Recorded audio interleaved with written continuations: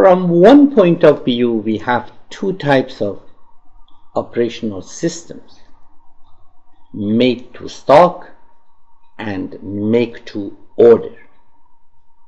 In made to stock, based on the forecast that we have for customer demand, we produce the product in the absence of customer for the time that a customer may ask for this product.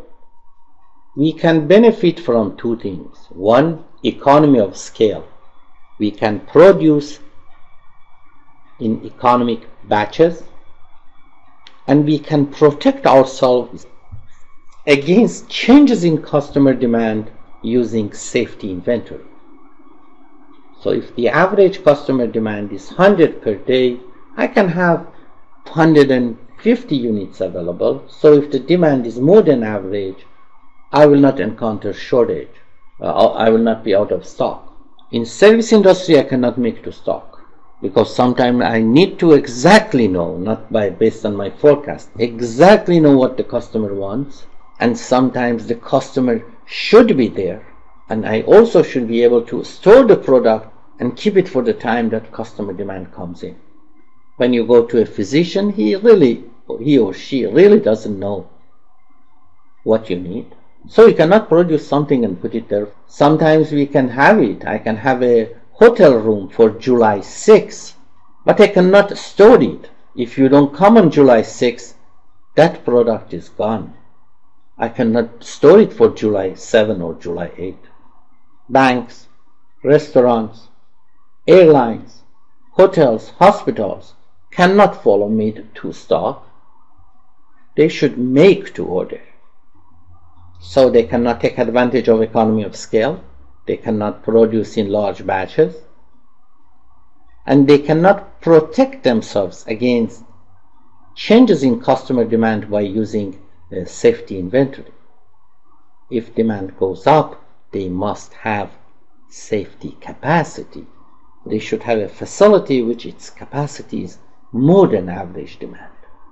So safety capacity, we need it in make to order. Safety inventory, we have it in made to stock. Safety capacity is much more expensive than safety inventory. And that's why, for example, when you go to an emergency room, and I hope you never go there, but if someone goes there, a couple of weeks later they get a bill for an amount that they cannot imagine. And that is the reason, or at least one of the reasons, why some services are so expensive. Here is an example of a make-to-order process in service industry, in a call center. Calls come in. If the capacity of the system is already full, you hear a busy signal. But if it is not full, then you go into a waiting line, and you should wait over there until a processor is available, a server is available. Then that server can serve you, and answer calls will leave the system. For simplicity, suppose there is one processor, and suppose it takes 5 minutes on average to serve a customer. Then inter-arrival time of customers should be greater than 5 minutes. Because if it is 4 minutes, then every 4 minutes a customer comes in, and it takes 5 minutes for the server to serve the customer, and the waiting line will go up and up and up. The system will explode. The inter-arrival time should be always greater than the service time. For example, it should be 8 minutes. Every 8 minutes one customer comes. Every 5 minutes the server can serve a customer. However, even in this case, we still have waiting line.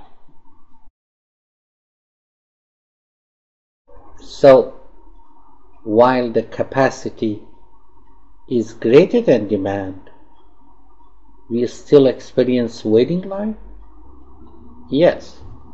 We said customer on average arrive every 8 minutes. So 60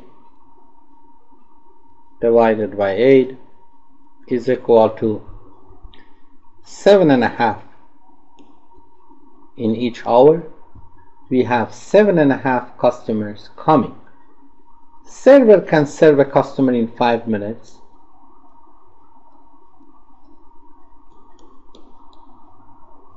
So capacity is 12, demand is 7.5 per hour, but still we may observe waiting line.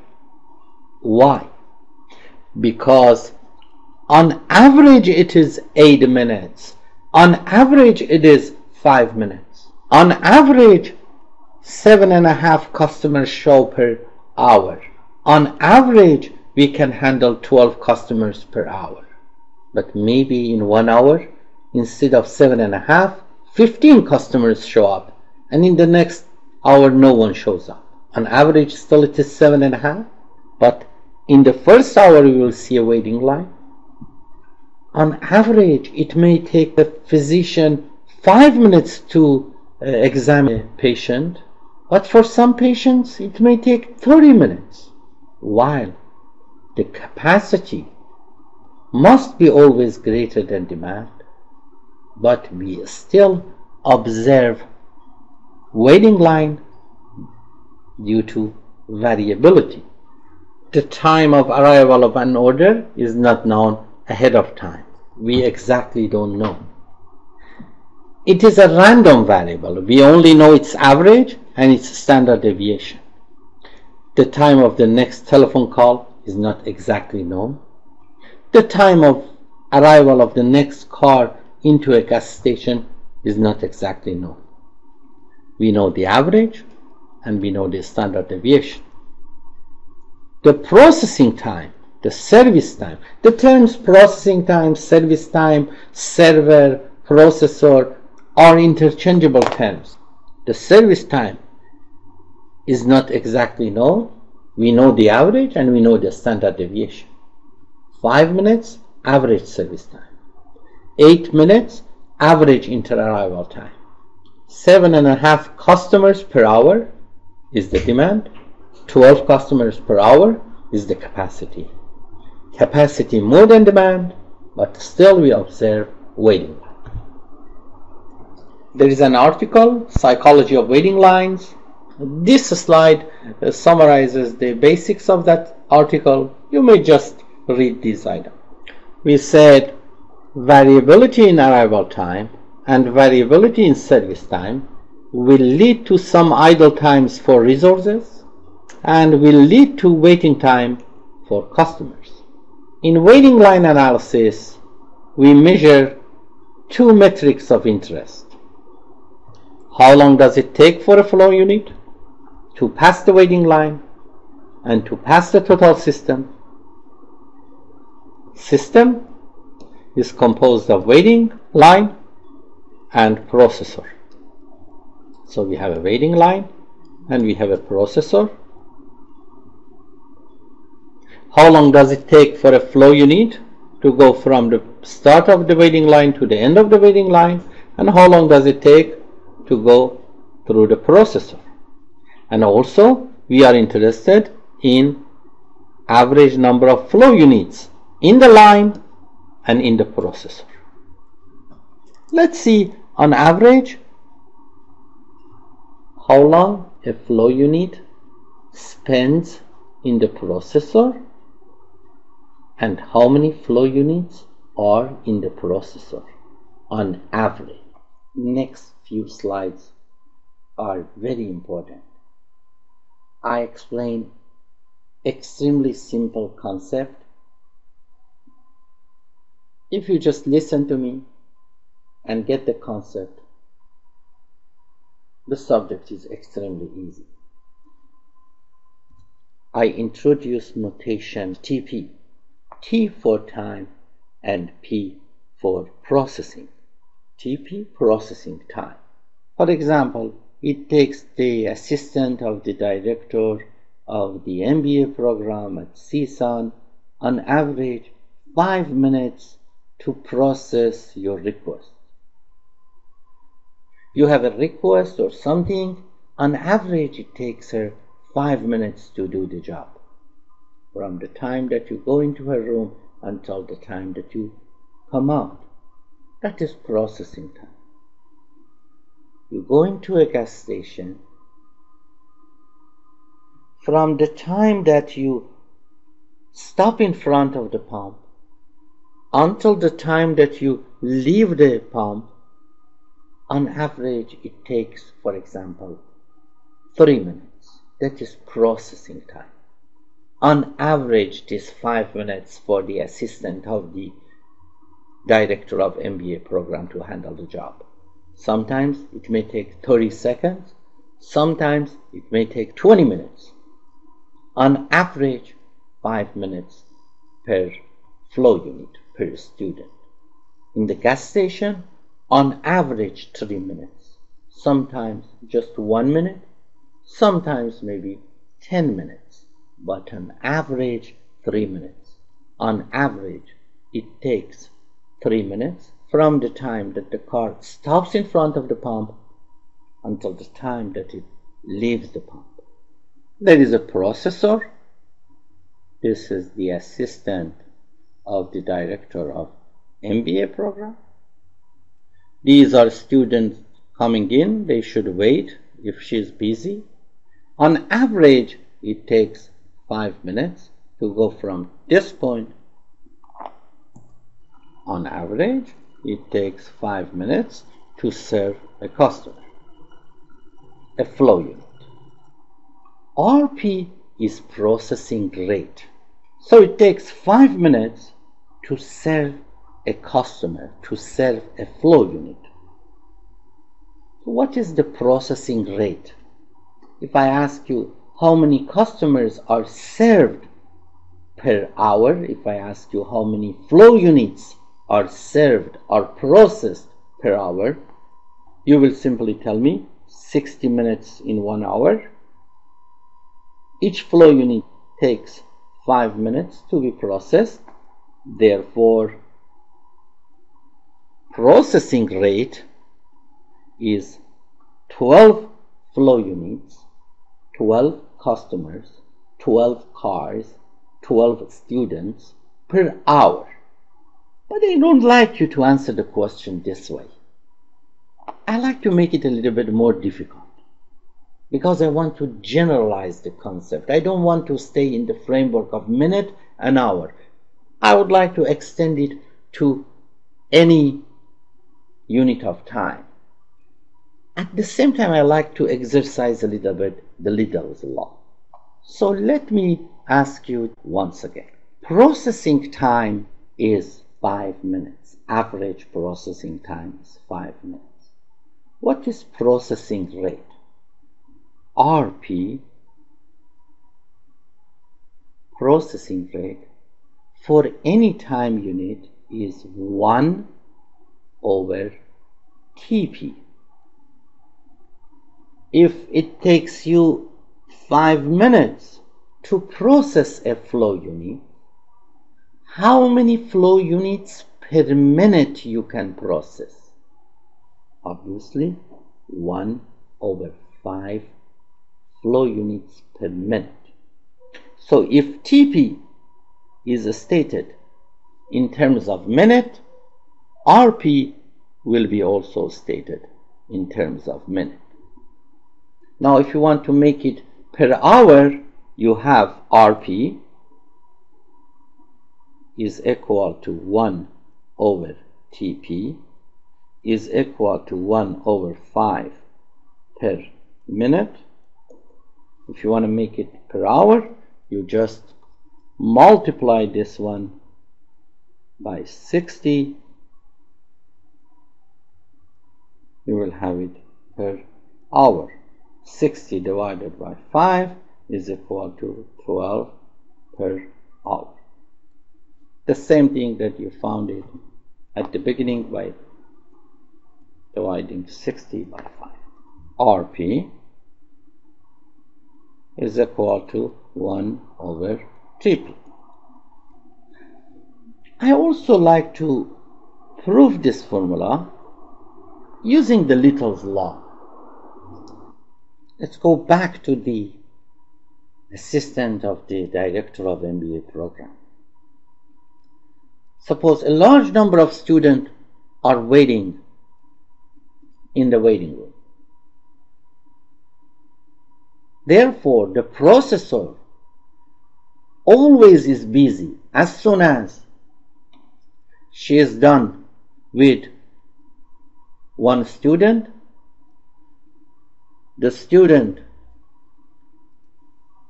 goes out, another student moves in. The processor is always busy. Always there is one student with the processor. Therefore, average inventory is equal to what? 1.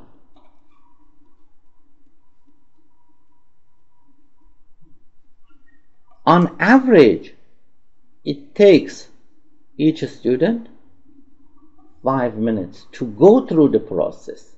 It takes 5 minutes for the processor to handle each flow unit.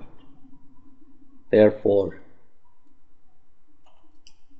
T is equal to 5 minutes.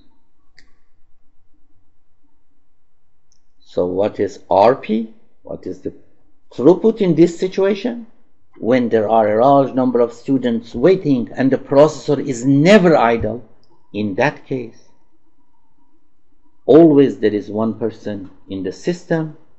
Average T is 5 minutes.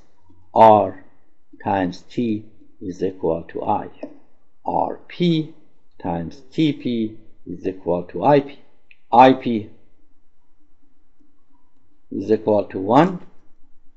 TP is equal to 5. 5 RP is equal to 1. RP is 1 over 5. Or in general, if the system is always busy, because IP is always 1, TP times RP is equal to 1, and RP is equal to 1 over TP. So from now on, we know this formula. We know it intuitively, and we know it also based on the Little's law. If TP is 5, RP is 1 over 5 per minute, or if I multiply it by 60, 12 per hour. Now let's look at the relationship between RP and TP when we do have more than one processor. Here we had only one processor. TP is the processing time, RP is processing rate.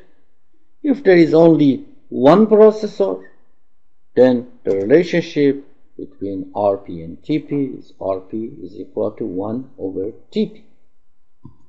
But what if there are more than one processor? There are C processors, 2 processors, 3 processors, 4 processors. What if there are C processors? We realize that processing rate is equal to 1 divided by processing time. If processing time is 5 minutes, and if I have one processor, processing rate is 1 over 5. Now if I have 2 processors, processing rate of the other one is also 1 over 5. They both together have a processing rate of 2 over 5. In general, if I have C processors, RP is equal to C divided by TP. However, each customer, each flow unit still will be with processor for TP units of time. Let me exercise the relationship between RP and TP using the Little's law. Suppose we have enough flow units in the waiting line such that no process is empty even for a fraction of a second. They are always full. Always one flow unit is here, one flow unit is here, one flow unit is here. In this case, I have 3 flow units always with the processors. In general, I will have C flow units always with the processors if I do have C processors. Correct? It takes each flow unit TP times to go from start of the process to the end of the process. According to the Little's law, R times T is equal to I. RP times TP is equal to I. But because the system is always full, therefore I is equal to C.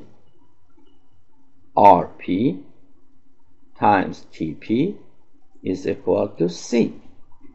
Therefore RP is equal to C over TP.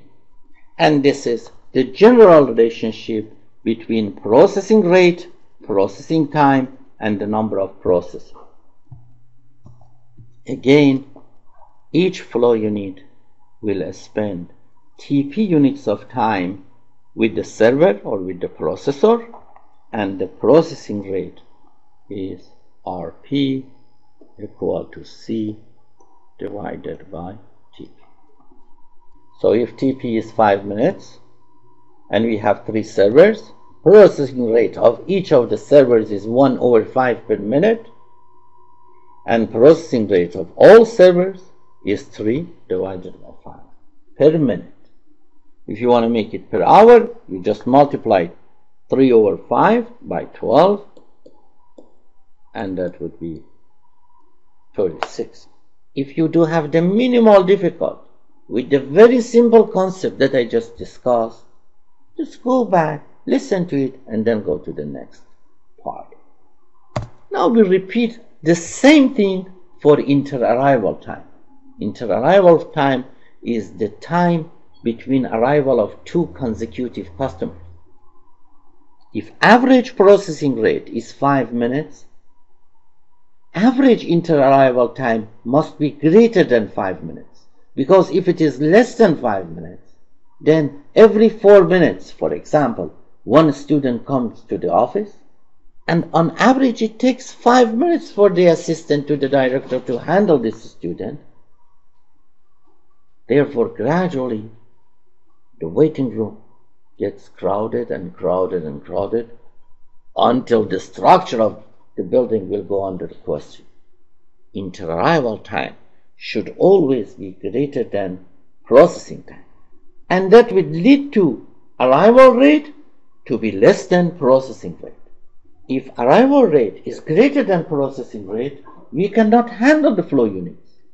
If processing rate is 12 students per hour, we cannot have 15 students per hour coming in, because then each hour 3 flow units will be added to the waiting room, and the waiting room will finally completely filled with the students. TA, inter-arrival rate of the flow units. On average, every 10 minutes, 1 student arrives, and it takes 5 minutes to the processor to handle the student. So we have enough capacity. RA is customer arrival rate. Now we should be very comfortable with the relationship between TA and RA. Every TA units of time, 1 flow unit arrives. Therefore, 1 over TA flow units will arrive per unit of time. Every 10 minutes, one student arrives. Therefore, 1/10 students will arrive per minute. If I want to know how many per hour, I multiply it by 60, and that would be 6 students per hour. 1/10 student per minute. RA is equal to 1/TA.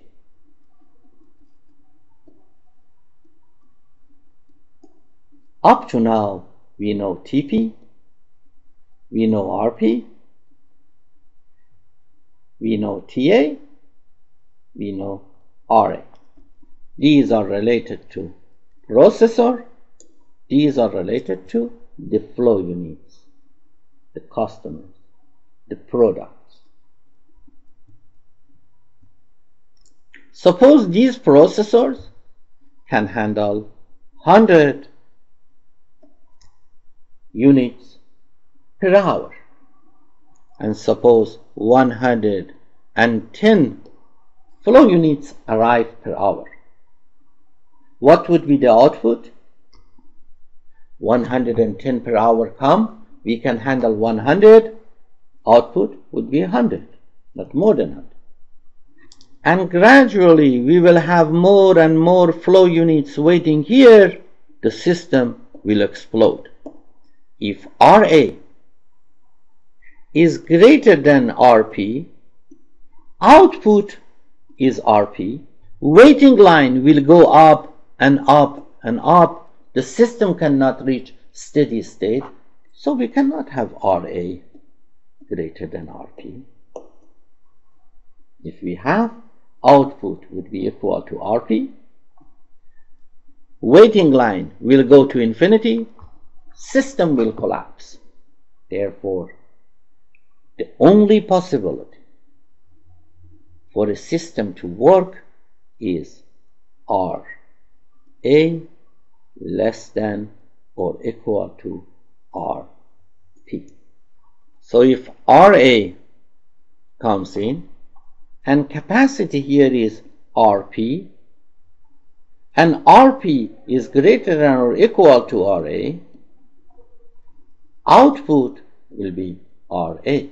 Therefore, throughput of a system is equal to mean of RA and RP. And R would be equal to RA. Throughput of the system.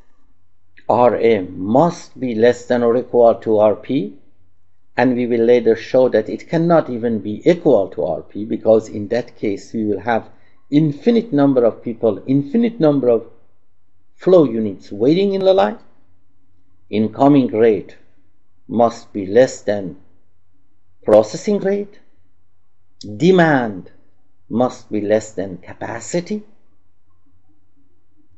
And throughput is equal to minimal of arrival rate and processing rate. And minimal of these two is always arrival rate.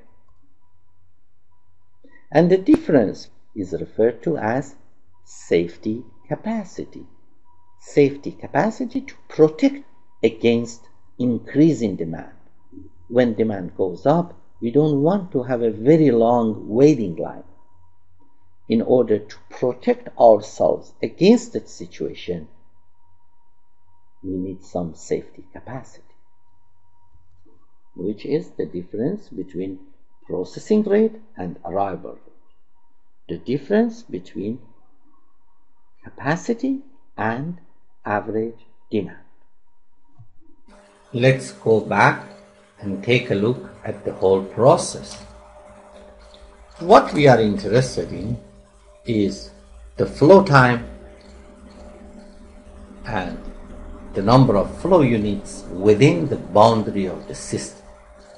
The system is composed of an inflow buffer and a processor or a set of processors. Therefore, the flow time is composed of the time that the flow unit spends in the inflow buffer, and we will discuss it later, and the time that the flow unit, the customer, the product spend with the processor, with the server. And it is TP, and clearly we know what TP is. We are also interested in knowing the average number of flow units within the system, which is equal to the average number of flow units in the inflow buffer and the average number of flow units within the processor. We clearly know what TP is. Later on, I will give you a formula for the number of customers in the inflow buffer, and then we can compute TI based on II. But let's first focus on IP, because to understand the number of flow units within the servers, we really don't need any formula. It is common sense. Suppose customers arrive on average every 10 minutes. So TA is equal to 10 minutes. And suppose on average it takes 5 minutes to serve the customer. Therefore, a customer arrives, it takes 5 minutes, and then the processor becomes idle. For 5 minutes, the processor is with one customer, for the rest is with no one. And then it will go to the next 10 minutes. On average, every 10 minutes, the processor is busy for 5 minutes and idle for 5 minutes. Busy for 5 minutes and idle for 5 minutes on average.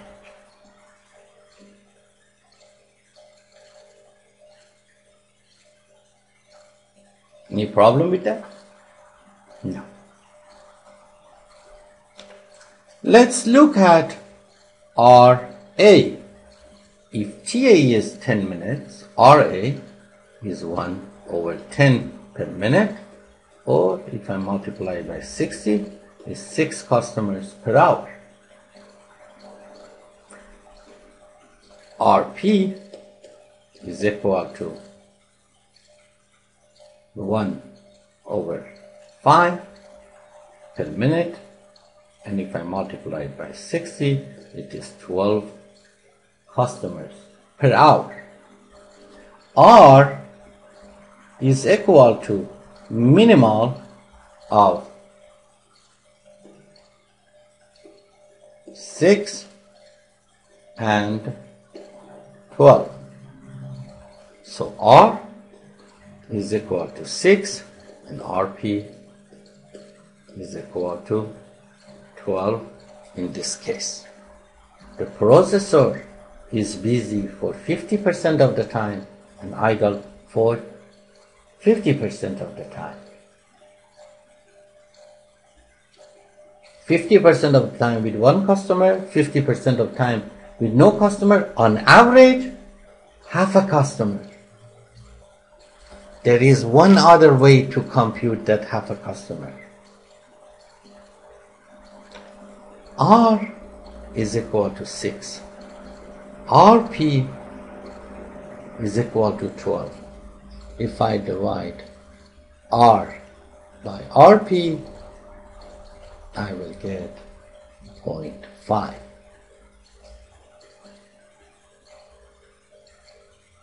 The average number of customers with the processor. Let's define utilization. Utilization is inflow rate divided by processing rate, or throughput divided by process capacity. Utilization must always be less than or equal to 1. we will show it's not possible to be equal to 1. Safety capacity is the difference between processing capacity and throughput. So utilization is a relative measure. Safety capacity is an absolute measure.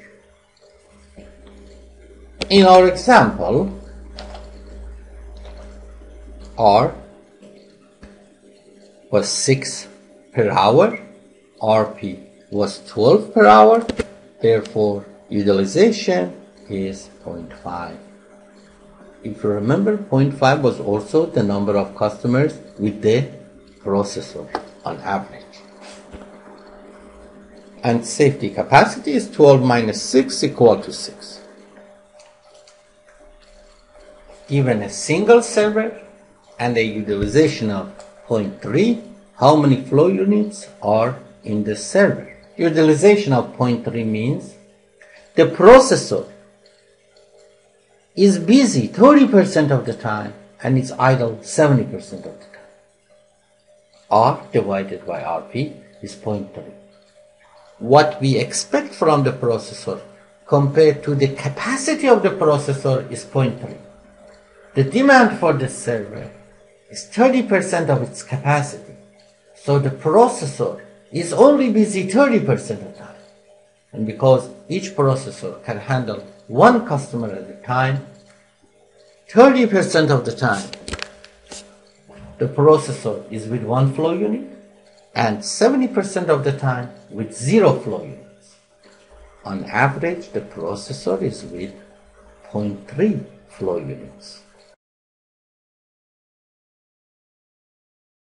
Therefore, average inventory in the server is equal to utilization. IP is equal to 1 times U is equal to U. Now let's increase the number of servers and see what will happen. Suppose we have 2 servers and suppose utilization is equal to 0.5. That means each server is busy 50% of time and is idle 50% of time. So each server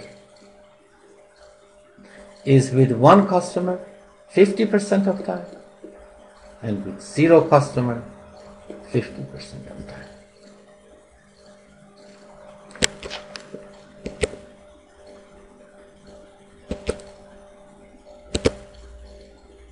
Each server is with 0.5 customer. Utilization is 0.5 on average with half a customer. U is equal to 0.5. IP is equal to what?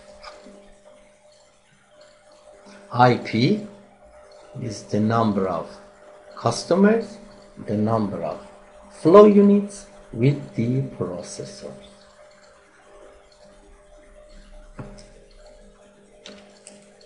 .5 customer on average is with this processor, 0.5 customer on average with the second processor. Totally 1 customer is there. How did we get it?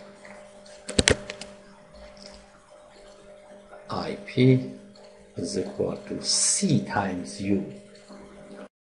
Let's have another look at the system. Now we clearly know what is TP. We know what is R. We know what is RP. Because we know these two, we can compute utilization, which is R over RP. And if I have C processors, IP is equal to C times U. Without going through any formula, just based on common sense, we are able to compute TP and IP.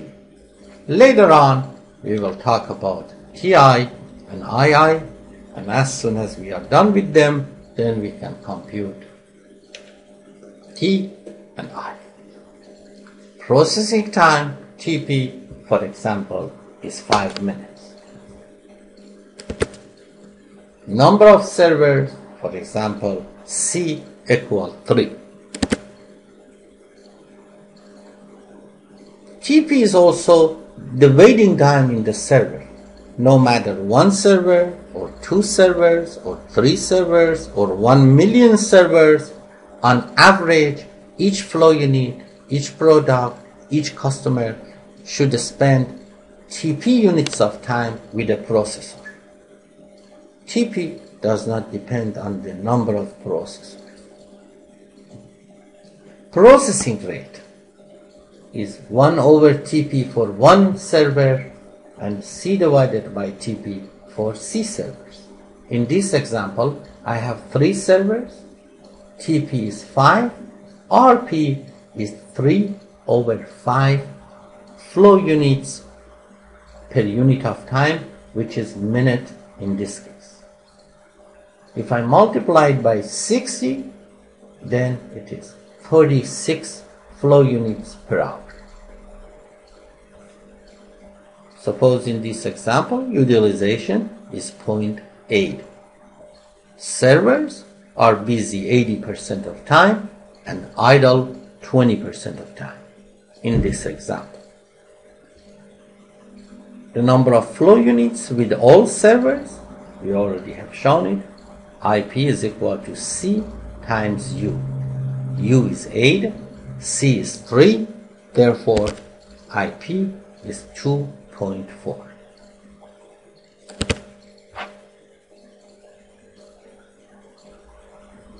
Can we compute R?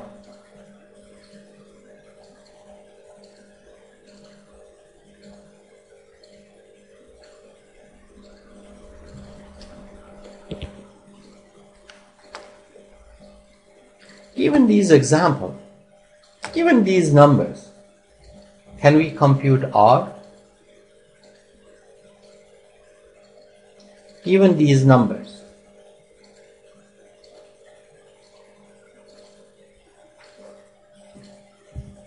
so as soon as you give me TP and C, I can compute RP. That's simple. Then if you give me U, I can compute IP.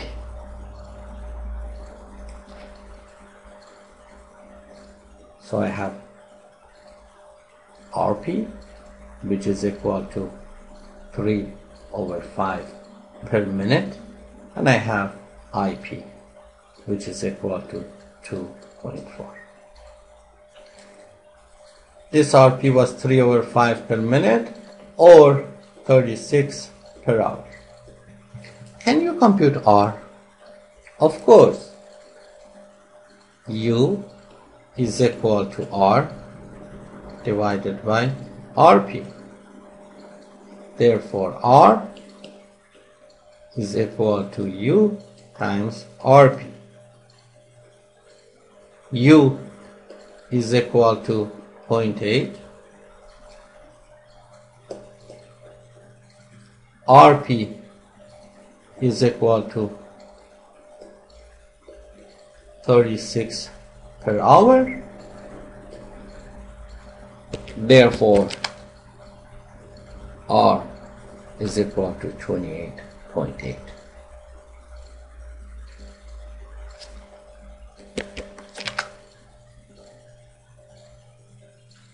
We can do all of these computations without looking at any formula.